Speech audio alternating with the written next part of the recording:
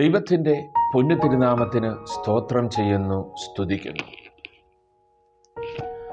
ആത്മീയപരമായി നാം സമ്പന്നരായി തീരുക. ആത്മീയപരമായി നാം സമ്പന്നരായി തീരണമെങ്കിൽ ക്രിസ്തുവിനോളം വളരണം. ക്രിസ്തുവിനോളം വളർന്നെങ്കിൽ മാത്രമേ നമുക്ക് ആത്മീയപരമായി വളരെ സമ്പന്നത പ്രാപിച്ചു എന്ന് പറയുവാൻ സാധിക്കുകയുള്ളൂ. സ്തോത്രം. നമുക്ക് എന്താണ് ആത്മീയത, സമ്പന്നത? എഫേസ്യ ലേഖനത്തിലേക്ക് നോക്കുമ്പോൾ നമുക്ക് കാണുവാനായിട്ട് കഴിയും, പരിജ്ഞാനത്തെ കവിയുന്ന ക്രിസ്തുവിൻ സ്നേഹത്തെ അറിയുവാനും അത് പ്രാപ്തീകരിപ്പാനും ദൈവത്തിൻ്റെ എല്ലാ നിറവിനോളം നിറഞ്ഞു വരുവാനും തക്കവണ്ണം ആയിത്തീരുന്ന അവസ്ഥയ്ക്കാണ് ആത്മീയ സമ്പന്നത എന്ന് പറയപ്പെടുന്നത്. അപ്പൊ ക്രിസ്തുവിനോളം വളർന്നു വരിക. ക്രിസ്തു എങ്ങനെയായി തീർന്നുവോ ക്രിസ്തുവിനോളം നാം വളർന്നു വരുമ്പോൾ ആത്മീയ സമ്പന്നതയുടെ ആ നിറവ് നമുക്ക് ലഭിക്കും എന്നത് യാഥാർത്ഥ്യമായ ഒരു കാര്യമാണ്. സ്തോത്രം. ആത്മീയ സമ്പന്നത കൈവരിക്കുമ്പോൾ ആത്മമണ്ഡലത്തിലെ സകല അനുഗ്രഹങ്ങളും, സ്വർഗത്തിലെ സകല അനുഗ്രഹങ്ങളും ദൈവം നമുക്ക് പകരും എന്നത് വളരെ ശ്രദ്ധേയമായ ഒരു കാര്യമാണ്. നാം ആത്മാവിൽ സമ്പന്നരായി തീരണം. സ്തോത്രം. നാം ഈ ലോകത്തിലായിരിക്കുമ്പോൾ നാം എല്ലാവരും സമ്പത്തിൻ്റെ പുറകെ ഓടുന്നവരാണ്. ധനം സമ്പാദിക്കുവാൻ തക്കവണ്ണം ധനം സമ്പാദിച്ചത് കൂട്ടിവെച്ച് നാം ലോകപരമായി സമ്പന്നരായി തീരുവാൻ പരിശ്രമിച്ചു കൊണ്ടിരിക്കുമ്പോൾ ദൈവത്തിൻ്റെ വചനം പറയുന്നു, നിങ്ങൾ ആത്മീയപരമായി സമ്പന്നരായി തീരുവീൻ. ദൈവത്തിൽ വളർന്ന് ആത്മീയപരമായി സമ്പന്നരായി തീരുമ്പോൾ ദൈവത്തിൻ്റെ അനുഗ്രഹം നമ്മളിലേക്ക് ദൈവം തരുവാനിടയായി തീരും എന്നത് നാം മറന്നുപോകാത്ത ഒരു വസ്തുത മാത്രമാണല്ലോ. സ്തോത്രം. യേശുക്രിസ്തുവിൻ്റെ നിറവിൽ നിന്ന് നമുക്കെല്ലാവർക്കും അവിടുന്ന് നമ്മുടെ സകല കാര്യങ്ങളെയും തീർത്തു വരുവാൻ തക്കവണ്ണം അവിടെ യേശുവിന് കഴിയും. അവിടെ എഫേസ്യ ലേഖനത്തിൽ അവൻ്റെ കരുണാസമ്പന്നനായ ദൈവമോ നമ്മെ സ്നേഹിച്ച മഹാസ്നേഹ നിമിത്തം അതിക്രമങ്ങളാലും പാപങ്ങളാലും മരിച്ചവരായിരുന്നു നമ്മെ ഉയർപ്പിച്ചു. എന്താണ് അവിടെ പറയുന്നത്? സ്തോത്രം. കരുണാസമ്പന്നൻ. അപ്പൊ കരുണയിൽ സമ്പന്നനായിരുന്നു നമ്മുടെ ദൈവം. നമ്മുടെ കർത്താവ്, നമ്മുടെ യേശു കർത്താവ്, അവൻ സകലത്തിലും സമ്പന്നനാണ്.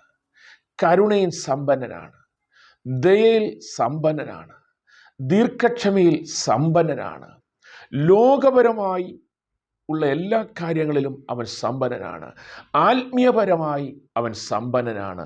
സ്വർഗത്തിലെ സകല അനുഗ്രഹത്താലും നമ്മെ അനുഗ്രഹിച്ചിരിക്കുകയാണ്. സ്തോത്രം. യേശു സകലത്തിന്മേൽ സമ്പന്നനായ ഒരു ദൈവമാണ്.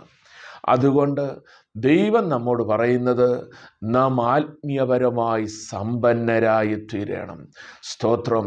ആത്മീയ സമ്പന്നത പ്രാപിച്ച് ദൈവത്തിനു വേണ്ടി പ്രയോജനമുള്ളവരായി തീരുവാൻ തക്കവണ്ണം നമ്മെക്കുറിച്ച് ദൈവം ആഗ്രഹിക്കുന്നു. സ്തോത്രം.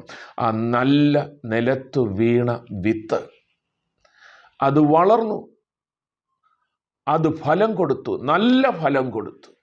സ്തോത്രം. അപ്പം നല്ല നിലത്തു വീണ വിത്ത് കർത്താവിന് നല്ല ഫലം കൊടുത്തതുപോലെ, സ്തോത്രം, ദൈവം നമ്മെക്കുറിച്ച് ആഗ്രഹിക്കുന്നത് നല്ല നിലത്തു വീണ വിത്തായി ദൈവം നമ്മെ നട്ടിരിക്കെ ദൈവത്തിനു വേണ്ടി നല്ല ഫലം കൊടുക്കുവാൻ ദൈവം നമ്മിൽ നിന്നും ആഗ്രഹിക്കുന്നു എന്നത് വളരെ ശ്രദ്ധേയമായ ഒരു കാര്യമാണ്.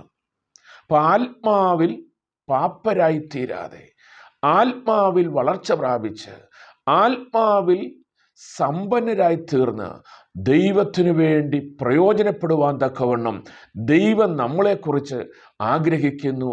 ഈ 2025 ദൈവം അതിനുവേണ്ടി നമ്മളെ ഒരുക്കുവാൻ ഇടയായി തീരട്ടെ. ദൈവം അതിനുവേണ്ടി നമ്മളെ സഹായിക്കട്ടെ എന്ന് പ്രാർത്ഥിക്കുന്നു. വെളിപ്പാട് പുസ്തകം വായിക്കുമ്പോൾ അതിൻ്റെ 3-ാം അധ്യായം 14-ാമത്തെ വാക്യങ്ങൾ തൊട്ട് വായിക്കുമ്പോൾ ലവോദിക്കയിലെ സഭയുടെ ദൂതന് എഴുതിയത്.